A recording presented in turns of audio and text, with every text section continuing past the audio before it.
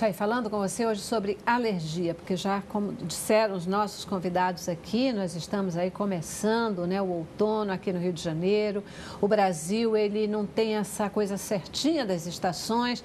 Alguns lugares ainda estamos com clima muito mais quente, mas é um tempo em que é importante a gente voltar a falar nesse assunto, porque quando a gente conhece, quando a gente sabe o que está acontecendo, quando a gente entende o que acontece ao nosso redor, a gente pode ter atitudes que nos ajudam, às vezes, a evitar problemas, né, e a corrigir, tratar doenças que aparecem. E é por isso que a gente está aqui realmente falando sobre a alergia. O nosso compromisso no Cabeça para Cima é, sim, também trazer a informação, mas nem sempre dá todas as respostas, não.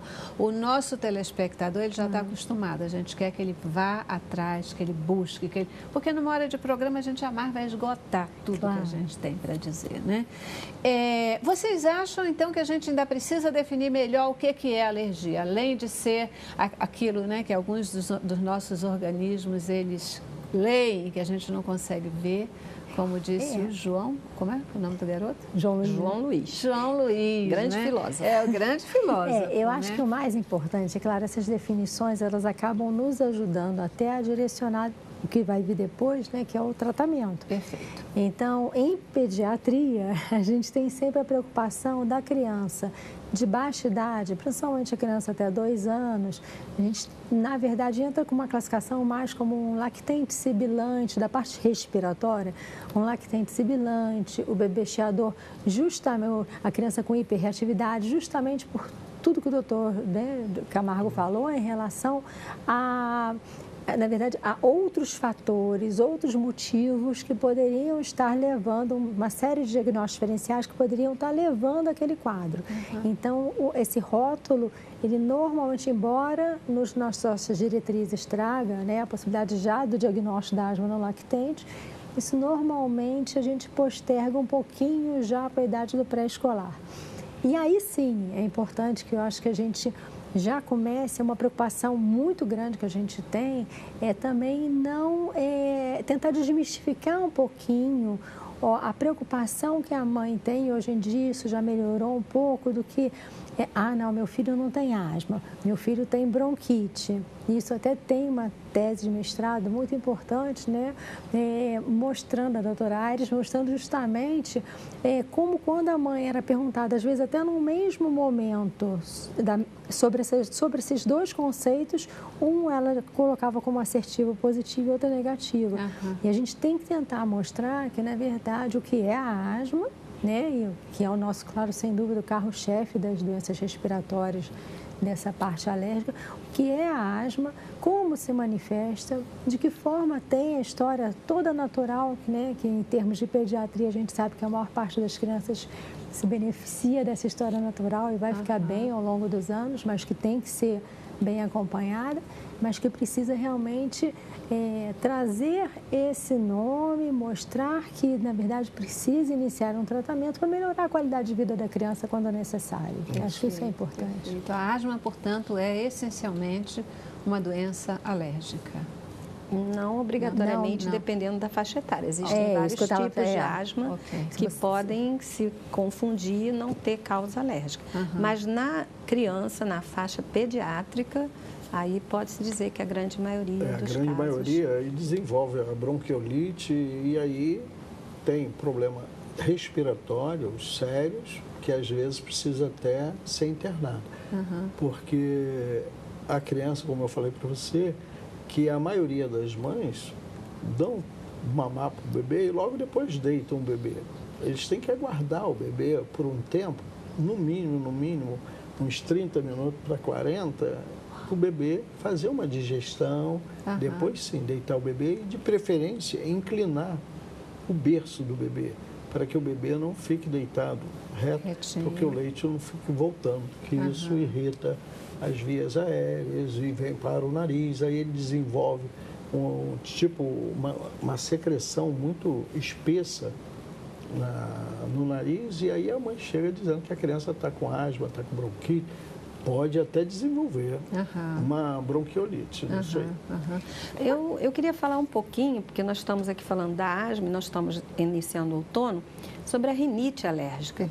Porque é uma doença não muito valorizada, que ela pega desde a criança até o idoso, adultos sofrem muito com a rinite e que ela se confunde com gripe, porque os sintomas principais da rinite são espirro, coriza, nariz entupido, coceira, isso pode ser em qualquer quadro gripal, mas a rinite se repete, ela é uma gripe eterna, então já não é gripe, não é vírus, é alergia. E o que ocorre? O nosso nariz é o princípio da respiração, né? O pulmão precisa do nariz, é ele que filtra, que limpa, que aquece, que condiciona o ar a ser respirado. Na medida que você tem uma inflamação repetida do nariz, você começa a refletir nas estruturas que estão próximas. Aí vem o segundo grupo de sintomas da rinite, que são as complicações. Sinusite, otites, amidalite, e a criança que está sempre tomando antibiótico, o adulto que está sempre doente e que diz que às vezes a imunidade está baixa, e não é uma consequência da rinite. E o terceiro grupo de sintomas, esse ninguém fala, né, que é qualidade de vida. Né? É você dormir de nariz entupido e no outro dia tem que estar disposto trabalhando. É a criança que às vezes na escola ela não consegue acompanhar a aula porque ela está o dia todo passando mal, tomando um antialérgico que às vezes dá sono, interfere na sua atividade escolar, né? É o ronco à noite, né? Às vezes atrapalhando a vida conjugal das pessoas. Então, a questão é muito ampla e quase não se fala da rinite alérgica. Então, eu queria também agrupar porque a rinite é irmã da asma. E muitas vezes acompanha junto, né? E nós sabemos que quando as duas doenças se associam, a rinite não deixa a asma melhorar e a rinite agrava a asma. Então, tão importante quanto tratar do pulmão é tratar como um todo do aparelho respiratório, já que nós não temos separação, a via respiratória é única, do nariz até o pulmão. É o corpo, né? Ele funciona aí num sincronismo maravilhoso e que uma coisa depende da outra, a gente tem que estar bem. E esse aspecto, né? Às vezes uma noite mal dormida, ela realmente atrapalha o teu dia, a tua produtividade, quer seja na escola, quer seja no trabalho, né? É impressionante. Eu tenho um relato familiar, né, de um sobrinho que, na verdade, na época morava em São Paulo, e a mãe até hoje ela fala que ela realmente ela só percebeu o quanto a rinite atrapalhava a qualidade de vida do filho quando numa redação de escola que era qual parte do seu corpo você modificaria, e ele tinha 7, 8 anos, ele respondeu, meu nariz, porque não serve para nada. Não respiro e só, adequadamente e só me atrapalha. Ela disse, hoje as crianças dando show. Nós temos mesmo não presentes aqui. Nós temos um livrinho chamado É Mais Feliz Quem Respira pelo Nariz. Quem quiser receber, entre em contato com o site do CREMERGE, através do setor de comunicação lá do CREMERGE ou da Câmara Técnica de Alergia, do qual faço parte, pode receber o PDF desse livrinho que mostra exatamente isso. A importância de valorizar, porque é ele que nos faz mais feliz ou não. Por que respirar pelo nariz nos faz mais feliz? É melhor respirar pelo nariz do que pela boca, por exemplo? Não, o nariz é que é feito para respirar. É ele que tem a capacidade de trabalhar o ar que nós recebemos, poluído, frio, seco e sujo, para chegar no pulmão aquecido, filtrado, condicionado, para que o pulmão troque o oxigênio pelo gás carbônico, que é justamente onde nós achamos que a respiração é o mais importante. Não, não tem mais importante, é tudo muito integrado. E sem nada funciona direito. A garganta, o olho, o ouvido, o pulmão, tudo sofre se o seu nariz altera. Sem contar que quando se respira pela boca, principalmente numa criança em formação, você está alterando também a cavidade bucal. E começa a ter mais cáries, alterações da dentição, o palato se eleva. São crianças que muitas vezes vão acabar no aparelho dentário, né, que tem uma série de alterações de fala, de deglutição. Olha como é amplo o universo da respiração bucal. Nós fomos feitos para respirar pelo nariz. O senhor não fez nada que não fosse absolutamente útil no nosso organismo, perfeito, né? É verdade. Útil e perfeito. Útil e perfeito. Então, o nariz é para respirar. Então, cuida do seu nariz e e do nariz da sua criança, porque ele precisa funcionar bem. Vamos lá, vai ser o nosso lema. É mais feliz quem respira pelo nariz. Além da asma, das rinites, etc., que outros destaques vocês fariam dessa questão das doenças alérgicas, das alergias? Eu destacaria com certeza a alergia a medicamentos, que é uma área que tem trazido muitos problemas também em faixas etárias as mais diversas, principalmente porque hoje nós não temos muita paciência com dor, febre, né? Então, qualquer coisinha a gente já toma logo um remedinho e a gente está realmente observando o aumento da prevalência de alergias medicamentosas. A alergia alimentar, que hoje também está fazendo com muito mais frequência nos bebezinhos, a alergia ao leite, que era uma coisa assim mais rara, hoje vindo com mais frequência e mais intensa. As alergias de pele, as urticárias, dermatite atópica, aí eu passaria para os colegas pediatras que certamente vão contribuir melhor do que eu.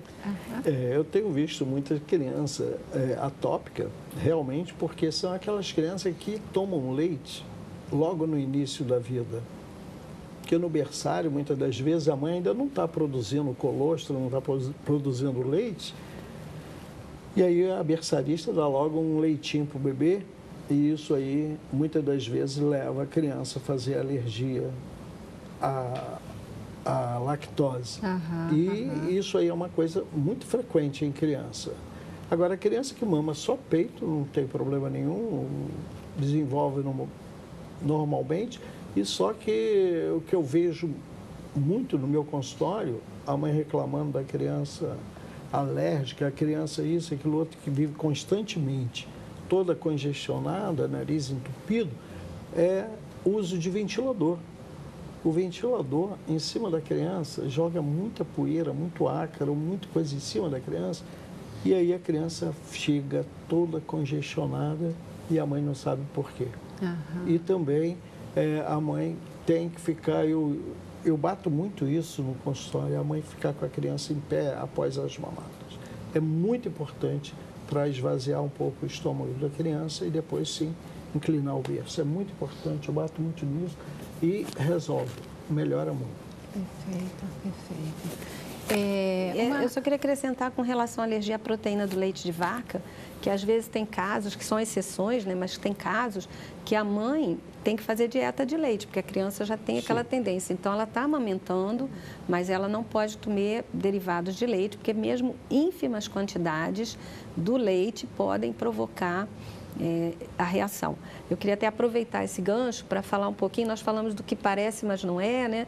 Então, assim, da alergia ao leite de vaca, proteína do leite de vaca, que é uma coisa bem marcante, a pessoa reage com mínimas quantidades de leite e reage de forma muito extensa, seja na pele, aparelho respiratório, aparelho gástrico, envolvendo vários sistemas, como também, como se foi citado aqui, o colega, a intolerância à lactose, que muitas vezes é confundida porque a pessoa toma o leite, tem dor de barriga, tem diarreia, vômito, e pode misturar, e às vezes é difícil fazer esse diagnóstico, esse contraponto, e a gente vai tentar diferenciar exatamente nesse acompanhamento clínico do paciente. Hoje se fala muito, né, nessa questão da intolerância à lactose, parece até que é um negócio que está na moda. Não sei se é porque o leite piorou mesmo ou se de fato isso é algo que vem acontecendo com mais frequência, as crianças e adultos também tendo mais intolerância à lactose. Bom, eu já preciso de novo ir para o intervalo, vou dar a nossa paradinha e a gente volta. Vamos falar então dessa diferença, eu acho que é importante a gente falar, e como identificar se realmente a gente está com uma manifestação alérgica, né? Dá para identificar isso? Esses testes de alergia, eles funcionam de verdade? Como é que a gente pode identificar o fator alérgico? E vamos falar também sobre tratamentos, cuidados que a gente deva ter em relação a isso para garantir, eu vou dizer, em última instância, uma qualidade de vida melhor. Eu gostei desse negócio aí, porque tudo que a gente faz na vida é para ter uma vida melhor, né? Eu acho que se a gente tiver esse foco, já melhora bastante tudo que a gente fizer, tá bom? Intervalo.